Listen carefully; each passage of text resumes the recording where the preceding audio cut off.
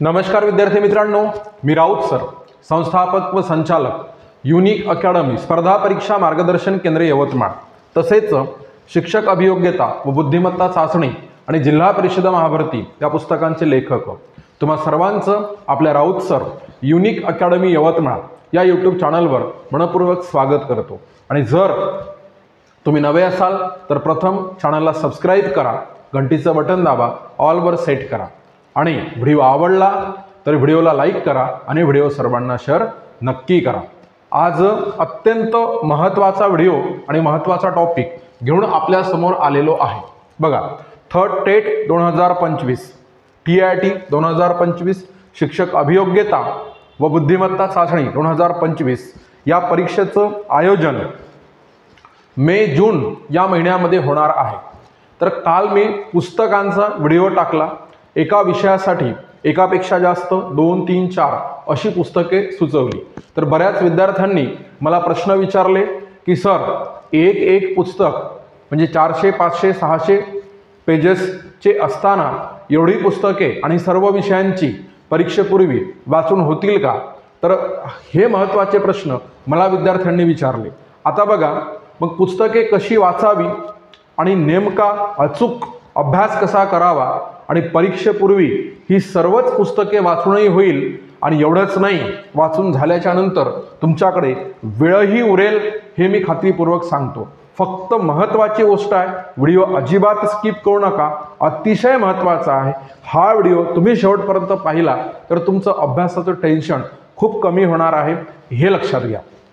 चला तर व्हिडिओमध्ये बघूया। मित्रांनो, व्हिडिओ पुढे कंटिन्यू करण्यापूर्वी आपण महाराष्ट्रातील प्रत्येक अभियोग्यता धारकाला सर्वोत्तम आणि दर्जेदार एज्युकेशन मिळावं ह्यासाठी थर्ड टेट 2025 गुरुजी बॅच 2.0 ही लॉन्च केलेली आहे। आणि या बॅचमध्ये प्रत्येक अभियोग्यता धारकाला बॅच परचेस करता यावी, खरेदी करता यावी ह्यासाठी 95% प्लस ऑफ आपण या बॅचमध्ये देत आहोत। गेल्या 2022 मध्ये 1000+ विद्यार्थी आपल्या बॅचमधून शिक्षक या पदी रुजू आहे।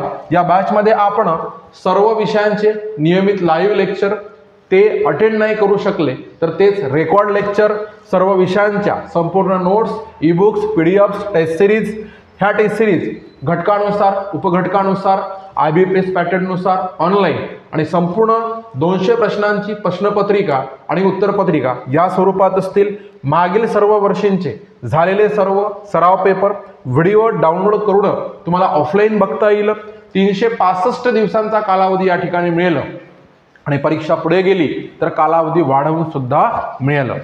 तर वाट बघू नका, लगेच आत्ताच अभ्यासाला सुरुवात करा। डिस्क्रिप्शन बॉक्समध्ये जा, ॲप लिंकवर टच करा, ॲप डाउनलोड करा, बॅच परचेस करा। काही जर अडचण असेल तुम्हाला तर हा इथे स्क्रीनवर माझा नंबर आहे 9657779495 या नंबरवर मला कॉल करून तुम्ही तुमची अडचण विचारू शकता।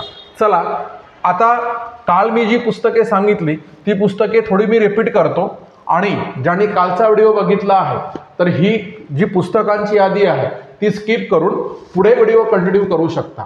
तर बघा, आपला मराठी भाषेसाठी 15 प्रश्न 15 गुण आहे आणि त्यासाठी मी तुम्हाला अनिवार्य पुस्तके म्हटलं, त्याच्यामध्ये नितीन प्रकाशनचे मोरावाळंबेचे पुस्तक, त्याच्यानंतर आनंद पब्लिकेशनचे बाळासाहेब शिंदे यांचे मराठी व्याकरणासाठी, त्याच्यानंतर इंग्रजी भाषा 15 प्रश्न आहे, 15 गुण आहे आणि ह्यासाठी बघा आनंद पब्लिकेशनचे बाळासाहेब शिंदे यांचे इंग्रजी व्याकरण, नंतर MJ शेख यांचे इंग्रजी व्याकरण, त्याच्यानंतर बघा बुद्धिमत्ता चाचणी अतिशय महत्त्वाचा विषय आहे, 80 प्रश्न आहे, 80 गुण आहे आणि त्यासाठी तुम्हाला मी मल्टिपल पुस्तके सुचवली। त्याच्यामध्ये एक दर्जेदार पुस्तक यस चंद पब्लिकेशनचं डॉक्टर RS अग्रवाल यांचं पुस्तक, खूप सारे प्रश्न प्रकार ह्याच्यात कव्हर झालेले आहे। त्याच्यानंतर बुद्धिमापन चाचणी अनिल अंकलगी अतिशय बेसिक पुस्तकामध्ये देण्यात आलेलं आहे। त्याच्यानंतर प्राध्यापक सतीश वसे यांचं बुद्धिमत्ता चाचणीचं पुस्तक आहे। नंतर नितीन महाले सरांचं बुद्धिमत्ता चाचणीचं पुस्तक आहे। नंतर सचिन ढवळे सरांचं बुद्धिमत्ता चाचणीचं पुस्तक आहे।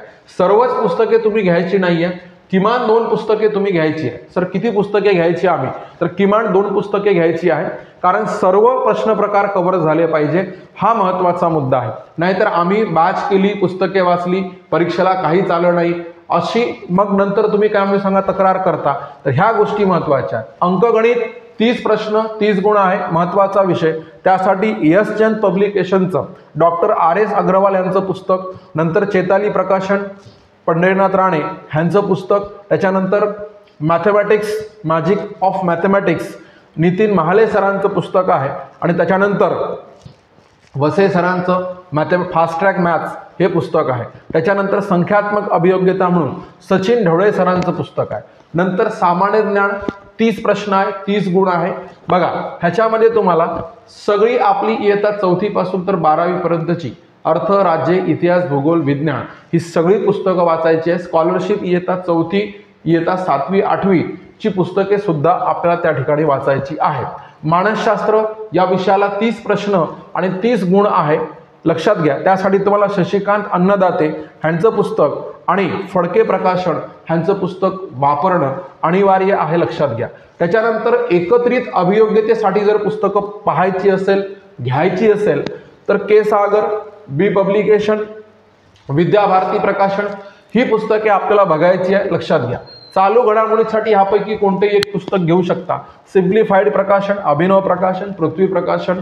तर जे मिळेल ती तिन्ही पुस्तकं चांगली आहे. अभिनव प्रकाशनचं मिळत असेल तर अभिनव प्रकाशनचं पुस्तक घ्या. बघा त्याच्यामध्ये बघा हे के सागरचं शिक्षक भरती TIT मार्गदर्शक हे बी पब्लिकेशनचं आहे. त्याच्यानंतर विद्याभारती प्रकाशन महा TIT साठी पुस्तक तुम्ही घेऊ शकता. आणि संपूर्ण शिक्षक व अभियोग्यता बालमानसशास्त्र व अध्यापनशास्त्र TIT 2023 आता ते 25चा आलेला आहे, तर के सागर पब्लिकेशन घेऊ शकता. तर ही अशी होती पुस्तके.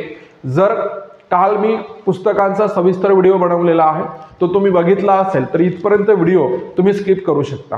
आता सगळ्यात महत्त्वाचा मुद्दा, एका विषयाची सर तुम्ही एकापेक्षा जास्त पुस्तके सांगितलेली आहेत आणि एक एक पुस्तकांची जी लेंथ आहे लक्षात घ्या, जाडी आहे 700, 800, 400, 500 अशा पानांची, अशा पेजेसची आहे. मग ती परीक्षेपूर्वी आम्ही वाचून कशी पूर्ण करणार आणि त्याच्यापैकी काय काय वाचणार, ह्या सगळ्यात महत्त्वाच्या गोष्टी आहे. म्हणून मी तुम्हाला सांगतो की पहिल्यांदा तुमच्या समोर काय असणं गरजेचं आहे ते लक्षात ठेवा. तर पहिल्यांदा तुमच्या समोर लक्षात घ्या अभ्यास. बघा पहिल्यांदा तुमच्या समोर अभ्यासक्रम असणे गरजेचे आहे, सिलेबस असणे गरजेचे आहे. बघा आणि आता तुम्हाला सांगतो सगळ्यात महत्त्वाचा मुद्दा, एकापेक्षा जास्त पुस्तके का वापरावी. किमान दर्जेदार 2 पुस्तके वापरावी. किमान दर्जेदार 2 पुस्तके वापरावी. किमान दर्जेदार 2 पुस्तके वापरावी हे लक्षात घ्या. किमान दर्जेदार 2 पुस्तके वापरावी. बघा आता पहा, सर्वच प्रकरणे म्हणजे एखाद्या पुस्तकात एखादं प्रकरण नसते, ते दुसऱ्या पुस्तकात असते किंवा ते चांगल्या पद्धतीनं त्या पुस्तकात समजून दिलेलं असते. म्हणून सर्वच प्रकरणे, सर्वच घटक, सर्व उपघटक किंवा त्या उपघटकामधला विशिष्ट प्रकार एकाच पुस्तकात दिलेले नसतात. म्हणून सर्वोत्तम दर्जेदार कमीत कमी 2 पुस्तके आपल्याला वापरणं गरजेचं आहे. आणि दोन्ही पुस्तकामध्ये रिपीट करायचं का, तर ते अजिबात नाही. बघा एकापेक्षा जास्त पुस्तके वापरण्याचं महत्त्वाचं कारण, एखादं प्रकरण एखाद्या पुस्तकात नसते, एखादा घटक नसतो किंवा त्या घटकातले काही प्रकार नसतात किंवा त्या घटकातले काही उपप्रकार नसतात. म्हणून आपल्याला किमान चांगल्यात चांगली 2 पुस्तके या ठिकाणी वापरणं गरजेचं आहे, लक्षात घ्या. प्रत्येक पुस्तकाचे प्रत्येक पान किंवा प्रत्येक कंटेंट वाचावा का, तर ह्या प्रश्नाचे उत्तर नाही. कारण आता त्याच्यामध्ये पुस्तके निवडत असताना सगळ्यात महत्त्वाची पुस्तके म्हणजे आपल्याला गणिताची 2 पुस्तके घेतली, मराठीची 2 घेतली, बुद्धिमत्तेची 3 घेतली, पण आम्ही अभ्यास कोणत्या पुस्तकापासून सुरू करायचा हे आम्हाला कळणं फार गरजेचं आहे, ते समजून घ्या. मग कोणते पुस्तक सुरुवातीला मुख्य पुस्तक म्हणून आपण सुरुवात करायला पाहिजे किंवा वाचायला पाहिजे, ज्या पुस्तकात सर्व प्रकरणं कव्हर करण्याचा प्रयत्न केलेला आहे, म्हणजे सर्व घटक ज्या पुस्तकामध्ये आलेले आहेत. बघा ज्या पुस्तकात सर्वाधिक प्रकार, सर्व स्पष्टीकरणे, सर्व घटक, सर्व उपघटक आणि सोप्या पद्धतीने समजावून सांगण्याचा प्रयत्न केलेला आहे, त्या पुस्तकाला आपण मुख्य पुस्तक म्हणून निवड करावी. आणि एखादा घटक एखादा उपघटक त्या पुस्तकात नसेल तेव्हा आपण तेवढ्या घटकासाठी दुसरे पुस्तक बघावे। मग म्हणून सुरुवातीला मी सांगितलं प्रत्येक पुस्तकाचे प्रत्येक पान वाचावे का, तर या प्रश्नाचं उत्तर असं आहे की वाचण्याची गरज नाही, हे लक्षात ठेवा। नंतर मग इतर पुस्तकातून काय वाचावे, बघा इतर पुस्तकातून मुख्य पुस्तकात नाही ती प्रकरणे, ते घटक, ते उपघटक इत्यादी गोष्टी वाचाव्या। बघा आणि मुख्य पुस्तक म्हणून निवडत असताना कोणतं पुस्तक निवडायचं, ज्या पुस्तकामध्ये बऱ्यापैकी डिटेलिंग केलेलं आहे, ज्या पुस्तकात जास्तीत जास्त डाटा आहे, डिटेलिंग केलेला आहे, तर ते पुस्तक आपण मुख्य पुस्तक म्हणून निवडायचं, हे लक्षात घ्या। जसं तुम्ही मॅथमॅटिक्सला जर प्राधान्य देत असाल तर मग अग्रवालचं पुस्तक मुख्य पुस्तक म्हणून निवडा। जर तुम्ही रिझनिंगला प्राधान्य देत असाल तर मग RS अग्रवाल, मॅथ रिझनिंगला RS अग्रवाल ही पुस्तकं आपण काय म्हणू तर मुख्य पुस्तक म्हणून निवडायचं। आणि मग काय होतं की मग त्याच्यात काही प्रकार जर नसतील, जनरली त्याच्यात सगळे प्रकार असतात, मग आपण इतर पुस्तकामध्ये जायचं, हे लक्षात घ्या। नंतर आता काही गोष्टी अशा आहेत की एकाच विषयांच्या सर्व पुस्तकांच्या सोबतच एकत्रित नोट्स बनवा। म्हणजे जे काही घटक आपण वाचत आहोत आणि आपल्याला प्रश्न जो आलाय परीक्षेला, आपण पहिल्यांदा आपण प्रश्नपत्रिका सोडवत आहोत, सोडवत असताना एखादा प्रश्न आपला चुकला, तो वाचण्यातून गेला नाही, घटक वाचून झाला, प्रकरण वाचून झालं, पण तो प्रश्न आपल्याला त्या प्रकरणावरचा सुटत नाहीये, तेव्हा तो प्रश्न तो घटक ज्या पुस्तकात असेल तिथून तो आपण कव्हर करून घ्यायचा आहे, तेवढ्या घटकापुरतं त्या पुस्तकाच्या पानावर प्रकरणावर आपण जायचं आहे, हे लक्षात घ्या। म्हणजे तुम्ही गणिताची एका पुस्तकाची 800 पानं कव्हर केल्यावर ते सगळ्याच पुस्तकांची तेवढीच पानं कव्हर करायची आहे असं अजिबात नाही आहे, हे तुम्ही समजून घ्या। एकापेक्षा जास्त पुस्तकात असलेला समान घटक परत परत वाचू नये, हेच सांगायचं आहे। समजा तुम्ही एका गणिताच्या पुस्तकातून नफा तोटाचे 15 प्रकार जर कव्हर केले, पण प्रश्नपत्रिकेमध्ये 16वा प्रकार आला आणि त्या पुस्तकात तो 16वा प्रकार नाहीये, तर तेवढ्या एका प्रकारासाठी आपण दुसऱ्या पुस्तकाच्या त्या प्रकरणात जायचं आणि तो प्रकार समजून घ्यायचा। तर हा मुद्दा महत्त्वाचा आहे। म्हणजे आपण त्या एका प्रकारासाठी आपण ऑलरेडी पहिल्या पुस्तकामध्ये 15 प्रकार समजून घेतलेले आहे, मग त्याही पुस्तकामध्ये सर्व प्रकार रिपीट करत बसायचे नाहीये, सोडवत बसायचे नाहीये, तर तेवढा प्रकार पटापट पानं पलटून तो प्रकार आपल्याला कुठे मिळतो, तो प्रकार आणि त्याचं ज्ञान आपल्याला अर्जित करायचं आहे। फक्त वेगळ्या बाबी आपण नोंदवून घ्यायच्या, मुख्य पुस्तकात नोंदवून घ्यायच्या, नोट्समधून नोंदवून घ्यायच्या, हे लक्षात घ्या। जे प्रकरण, घटक, उपघटक आणि प्रकार समजला आहे तो सोडून कळला नाही त्याच्या अभ्यासावर भर द्यावा। म्हणजे मला काय सांगायचं आहे, समजत आहे तुम्हाला? एखाद्या विद्यार्थ्याचं कसं असते माहित आहे की एखादा विषय जमला, एखादा टाईप जमला की मग त्या टाईपची आपण काय करतो, 25 उदाहरणे सोडवतो, 30 उदाहरणे। रोबोट नाही आहोत, आपल्याला समजलं आणि कॉन्फिडन्स आला आहे की अशा प्रकारचा प्रश्न जर परीक्षेमध्ये आला तर 100% आपण त्या प्रश्नाला न्याय देऊ शकतो, सोडवू शकतो। म्हणजे 100% आपल्याला तो प्रश्न अंडरस्टँड झालेला आहे, मग त्याच्या मागे लागायचं नाही। मग तुम्हाला सांगतो तसे आपल्याला 100% कॉन्फिडेंटली परीक्षेत येणारे कंटेंट, घटक, उपघटक, प्रकरण ह्याला आपण काय सांगा, अभ्यास झालेल्या यादीमध्ये ऍड करत, जे न झालेले घटक आहे बघा, जो कळला नाही त्या अभ्यासावर भर द्यावा, तो अभ्यास समजून घेण्याचा प्रयत्न करावा। जे प्रकरण, घटक, उपघटक, प्रकार अभ्यासून झाला आहे त्यावरचे लगेच प्रश्न सोडवायचे। म्हणजे ह्याच्यावरून तुम्हाला कळतं की आपण ज्या प्रकरणाचा, घटकाचा, उपघटकाचा अभ्यास केला आहे त्यापैकी आपल्याला काय कळलं, किती जमतं।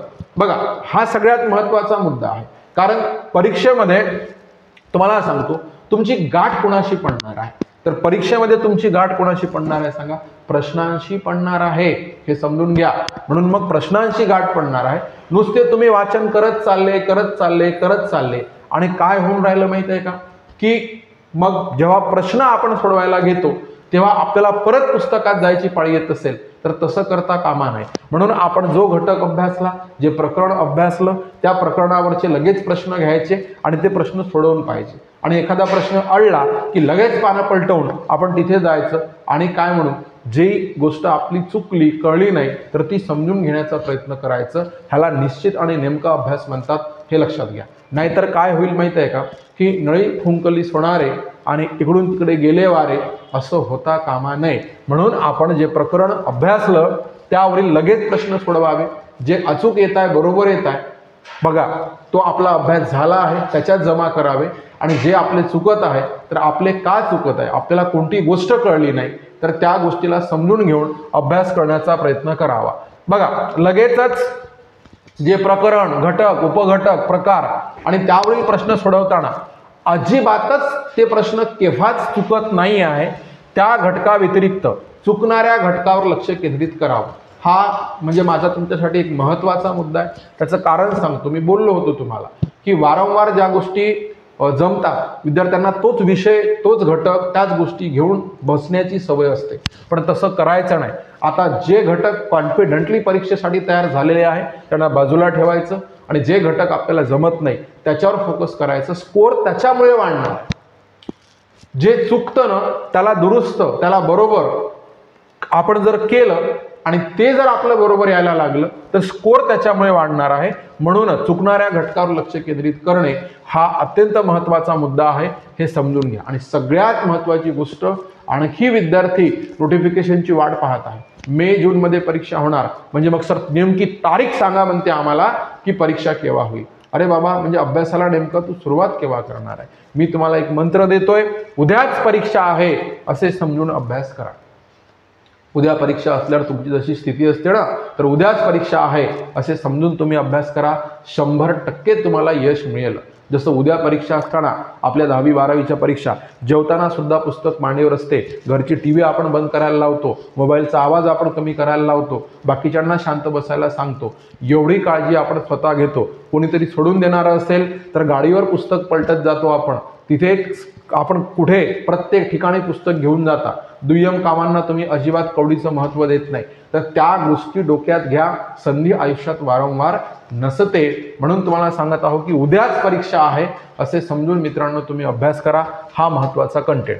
मित्रांनो, प्रत्येक अभियोग्यता धारकाला सर्वोत्तम आणि दर्जेदार कंटेंट मिळावा आणि तो कोणत्याही परिस्थितीमध्ये शिक्षक झालाच पाहिजे, ह्यासाठी आपण थर्ड टेट 2025 हे गुरुजी बॅच 2.0 लॉन्च केलेली आहे. बॅचमध्ये प्रवेश घेणे सुरू आहे आणि प्रत्येकाला बॅच खरेदी करता यावी ह्यासाठी 95% आपण ऑफ देत आहोत. 2022 1000+ विद्यार्थ्यांची निवड झालेली आहे. शिक्षक या पदी ते रुजू आहे. या बॅचमध्ये सर्व विषयांचे नियमित लाईव्ह लेक्चर, लाईव्ह अटेंड नाही करू शकले तेच लेक्चर रेकॉर्ड स्वरूपात राहील. सर्व विषयांच्या संपूर्ण notes, short notes, e books, PDF हे तुम्हाला मिळतील. मोफत टेस्ट सिरीज आहे. उपघटकानुसार, घटकानुसार, IBPS पॅटर्ननुसार 200 प्रश्नांच्या प्रश्नपत्रिका आणि उत्तरपत्रिकेनुसार ह्या टेस्ट सिरीज राहील. मागील सर्व वर्षींचे झालेले सर्व सराव पेपर सोबत मिळतील. व्हिडिओ डाउनलोड करून तुम्हाला ऑफलाईन बघता येतील. 365 दिवसांचा कालावधी, परीक्षा त्याच्याही पुढे जर गेली तर तुम्हाला कालावधी वाढवून मिळेल. मग मित्रांनो, वाट कशाची बघत आहात? लगेच डिस्क्रिप्शन बॉक्समध्ये जा, ॲप लिंकवर टच करा आणि ॲप डाउनलोड करा, बॅच परचेस करा, यशाचे भागीदार व्हा. काही अडचण आली तर हा 9657779495 या नंबरवर फोन करा, मला विचारा. आणि व्हिडिओ जर आवडला असेल व्हिडिओला लाईक करा, चॅनलला सबस्क्राईब करा, घंटीचं बटन दाबा, ऑलवर सेट करा आणि व्हिडिओ सर्वांना शेअर नक्की करा. Thank you so much.